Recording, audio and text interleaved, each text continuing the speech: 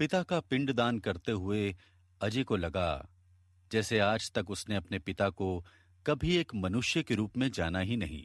वे वृद्ध हो रहे होंगे और उनकी शारीरिक शक्ति कम हो रही होगी। उसने कभी सोचा ही नहीं था। उसने उनका अंतिम दिनों में पूरा ध्यान रखा था, परंतु एक मशीन की तरह। भावना के स्तर पर उनकी मृत्यु भी उसे पूरी तरह से छू नहीं पाई थी। परंतु आज प्रयागराज के संगम में पुरोहित के वचन सुनकर जैसे वह तंद्रा से जाग उठा। पिता की भूख आज इस तर्पण से वह सदा के लिए शांत कर देगा। भूख का यह एहसास उसे अपने पिता और पुत्र के साथ एक साथ जोड़ गया। वह छोटा था तो पढ़ने में उसकी रुचि नहीं थी। पिता भी बहुत पढ़े लिखे नहीं थे। एक छोटे शहर में कपड़ों का शोरूम था। आय पर्याप्त थी और वो चाहते थे कि उनका इकलौता बेटा अजय पढ़ लिखकर विदेश जाए और उनके बाकी भाइयों और उनके बच्चों की तरह जीवन में सफलता पाए। उन्होंने उसके लिए बहुत से अध्यापक घर में रखवाए, परंतु अजय को ना तो भाषा में रुचि थी न गणित में। उसे दुकान पर ग्राहकों के बीच समय बिताना अच्छा लगता था। पिता थे कि वह इस सत्य को वर्षों तक स्वीकार ही नहीं कर पाए। वह उसकी बहुत पिटाई करते, दंड देने के नए नए तरीके आजमाते, परंतु अजय टस से मस नहीं हुआ। धीरे धीरे वो अपने पिता से दूर भागने लगा। वह एक तरफ से आते तो यह दूसरी तरफ से निकल जाता। दिन यूं ही बीतते गए। अजय ने मां से कहकर शोरूम को एक मंजिल और बढ़वा लिया, जहां वो रेडीमेड कपड़े बेचने लगा। वो नीचे तभी आता जब पिता बाहर गए होते। खाना खाने तभी जाता जब वो खा चुके होते। अजय काम में अच्छा था और उसकी एक समझदार पढ़ी लिखी लड़की प्रिया से शादी भी हो गई। पिता को लगा अब प्रिया के द्वारा वे अपने बेटे को फिर से पालेंगे। उन्होंने अपना पूरा स्नेह और सम्मान अपनी बहू पर लुटा दिया, परंतु वह पिता पुत्र के बीच के तनाव को कम नहीं कर पाई। सास की मृत्यु हो गई थी और अजय का अब अपना भी एक बेटा था। वह नहीं चाहता था कि वह अपने बेटे पर अपने पिता की तरह हाथ उठाए, परंतु वो ये भी नहीं जानता था कि अपने बेटे के साथ किस तरह समय बिताए। पढ़ाने का तो खैर प्रश्न ही नहीं उठता था। बातचीत और खेलना भी उसे अजीब लगता था।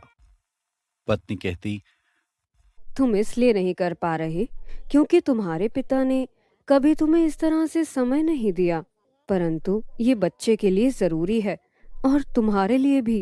नहीं तो तुम अपने बेटे से भी हमेशा खिंचे खिंचे रहोगे। अजय को ये बात बिल्कुल समझ नहीं आती।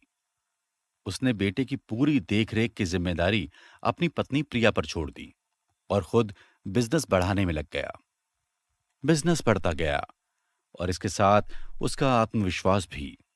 वो अपने पिता को पुत्र के साथ खेलते देखता और सोचता सब ठीक है। उसके पिता एक शक्तिशाली व्यक्ति हैं और वह स्वयं वह सब कर रहा है जो उससे अपेक्षित है। एक दिन वह दुकान में नीचे उतरा तो उसने देखा उसके पिता गुमसुम से कुर्सी पर बैठे हैं।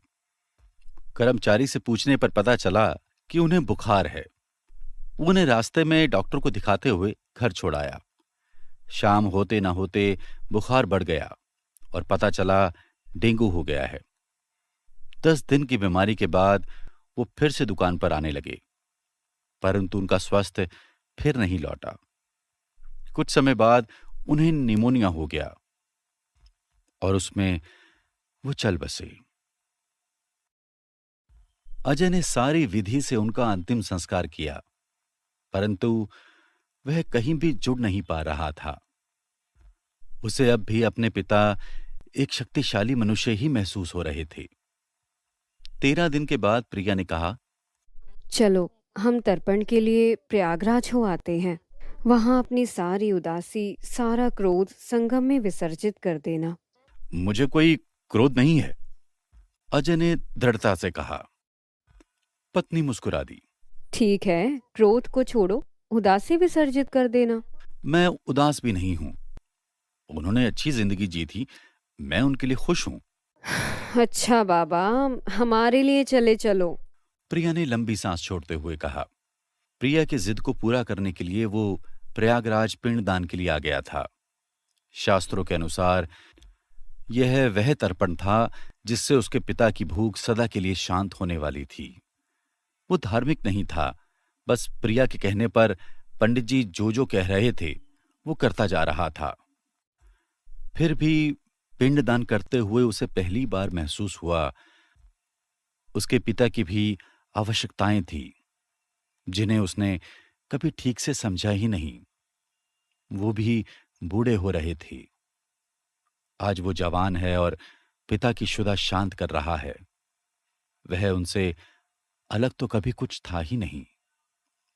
वापसी पर उसने अपने पुत्र रोहन को अपनी गोदी में उठा लिया।